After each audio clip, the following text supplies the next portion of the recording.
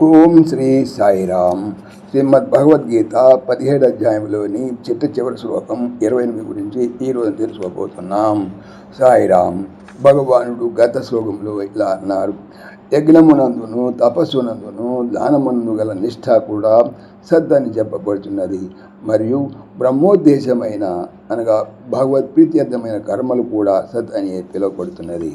ఇది చెప్పుకునేటువంటి 28వ శ్లోకంలో ఇలా చెప్తున్నారు: అశ్రద్ధయా హుతం దత్తం తపస్తప్తం కృతం చయత్ అసదిత్యుచ్యతే పార్థ న చ తత్ప్రేతనో ఇహ.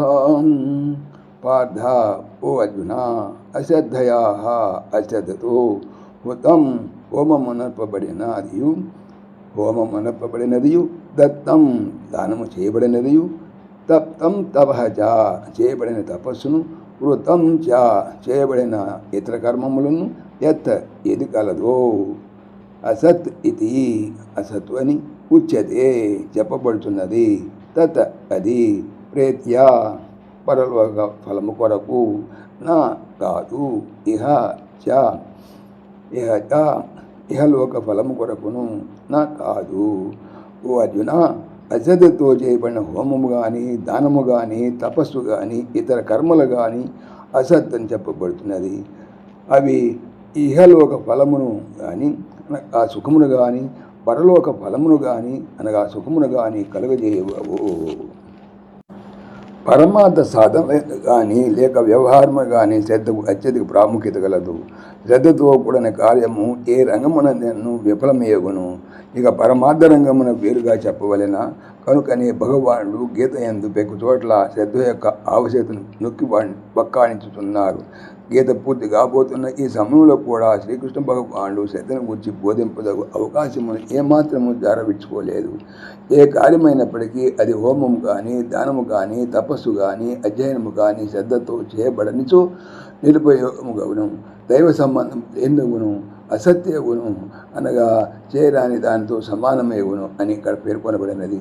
ఒకవేళ అట్టి కార్యము ఈ లోకమున ఫలించగునను పరలోకమున ఏమైనా ఫలించునన్నా అచ్చటను కూడా ఫలించదు అని ఖండితముగా చెప్పబడినది. వంటకు పనికివచ్చు పదార్థముల నీవు సిద్ధముగా ఉన్నప్పటికీ వండువానికి శ్రద్ధ లేకపోతే ఆ వంటకం ఎట్లా చెడిపోతుందో అంటే ఆధ్యాత్మ క్షేత్రమునందు ముముక్షువునకు తక్కిన ఎన్ని గుణములు ఉన్నప్పటికీ శ్రద్ధ ఒక్కటి లేకపోతే సాధన ఫలించనేరదు. ఆ తర్వాత అతడు చేసినది చేయని దానితో సమానమే చెప్పబడినందున అతనిది వ్యర్థ పరిశ్రమ తెలుపుతున్నది. లేక శ్రద్ధతో చేయని కార్యము అసత్తకు జగద్రూపముగానే ఉండును కానీ సత్యముకు పరమార్థ రూపమును పొందదని చెప్పవచ్చును. ఈ ప్రకారముగా ఇహలోకమును కానీ పరలోకమును కానీ శ్రేయస్సు వసంగజాలని ఈ అశ్రద్ధను ముముక్షువు పారద్రోలి సమస్త కార్యములను శ్రద్ధను జోడించి తాను చేయు కార్యము అసత్తుగా పరిణమించగా సత్తుగా పరిణమించులాగా చేసుకునవలను. అప్పుడే అతడు పరమార్థ పదమును శీఘ్రముగా ఉన్నతిని పడగలడు.